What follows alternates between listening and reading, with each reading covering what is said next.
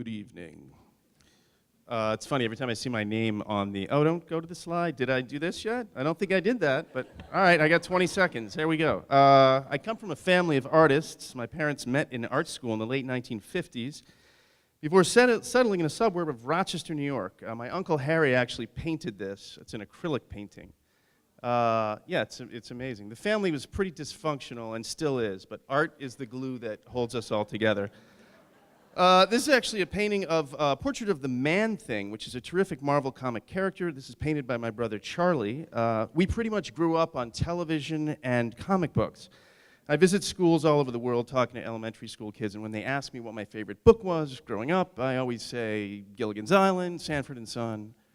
I left Rochester without being incarcerated. I went to school at the Philadelphia Museum of Art, and I began illustrating book jackets. This is an example of one. I got sick of reading the manuscripts, so I eventually sent them to my mother and gave her $50. But she would send me notes and like little drawings and kind of art direct me, and I eventually let her go. This is a cover I did for The New Yorker. I went from book jackets to magazine covers, and this is a cover. I was walking by the New York Public Library, and sure enough, there were pigeons in the back of this line, and I thought it'd be hilarious if the line came to life and just gobbled up one of the pigeons. So there you have it.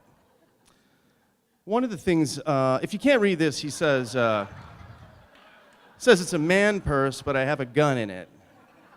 So what I strive for with these New Yorker cartoons is to really boil the, get rid of those illustrative details and just get the essence of the gag, that idea. It's a very difficult thing to do coming from an academic training.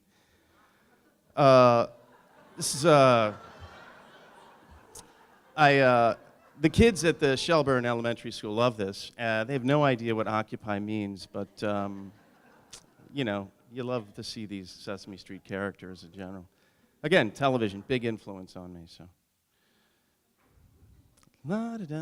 Okay, this is a cover of Martha Stewart, and, Martha was apparently a big pain in the ass. I had friends who worked for her, and she was very meticulous and very anal, and I thought it'd be funny for this Thanksgiving cover to have her kind of labeling all of the dirt that she's she's digging out of prison, This was initially a very crude sketch I did prior to working for The New Yorker, and I rediscovered it and turned it into a cover, 4th of July cover. And there's a little guy, and he's watching the fireworks on TV.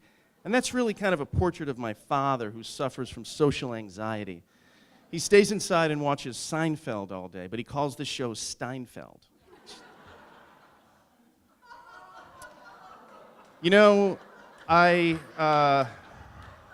Sometimes my wit can be a little too much, and I have a dark side, but I just was awarded the 2014 Maurice Sendak Fellowship Award, so I'm sure I knew Maurice, and I know he would have appreciated that one. Well, I grew up on monster movies, and horror films were very big growing up, as I said. So if you take my history with monster movies and Frankenstein and the fact that I've been engaged 4 times, you can see the conceptual dots. You can kind of connect them here. Again, monsters. He says, Luke, come here. You got to check out this guy's Degas. This is perfect. We're in a museum, right? And this is great because, I was essentially a very destructive kid. I really was. I was a pain in the ass. I was a bad kid, and I destroyed things, but I did have this kind of curiosity for things that are beautiful, and so this isn't dear to my heart. This is totally autobiographical. My wife, Sophie Dilloff, is a local yoga instructor, and ironically enough, she didn't take my last name, that's another story. But this is pretty much what I wear every day, and I love the Bruins. I wake up, and she said that to me one morning, Look at you, breaking out the good sweatpants today. This occurred when the New York City Police Department shot an unarmed Haitian man in a borough of New York City, and this image wasn't used for the cover, but it recently went viral when the whole Trayvon Martin thing happened, when he was murdered by George Zimmerman, and it's kind of a timeless image, I guess. This one, the kids at the Champlain Elementary School, they loved it. They just, I had to calm them down. Didn't stop the principal. I'm not going back there. She's not having me back. Yeah. Enough said.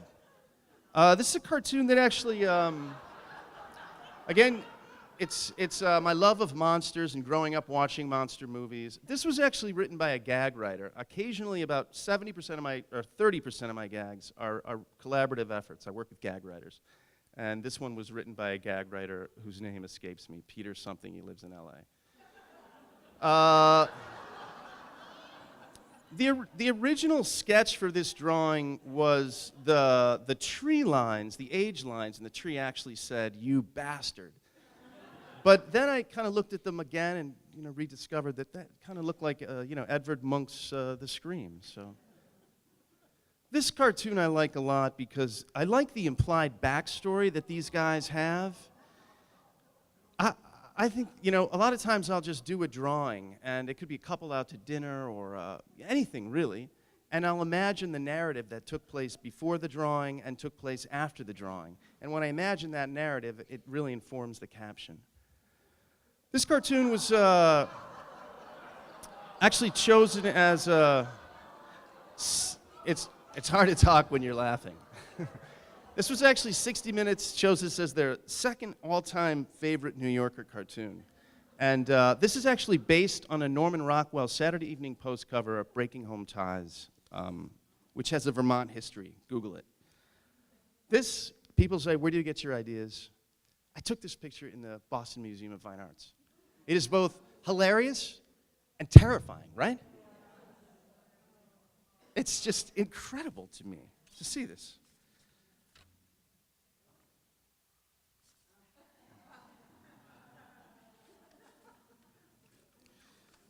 This cartoon, actually, I have an end note on this. I got a letter, and I'll read you the letter for this cartoon. My eldest son was killed by a drunk driver on the San Diego freeway. I saw the cartoon in the local newspaper and knew it was sent to me by my son. This was, I am sure, what he said to death as he left this life. So what could be a bummer to some is the most uplifting and heartwarming thing I've seen in a while. You made me smile, and for that, I say simply, thank you. And for that, I say, thank you.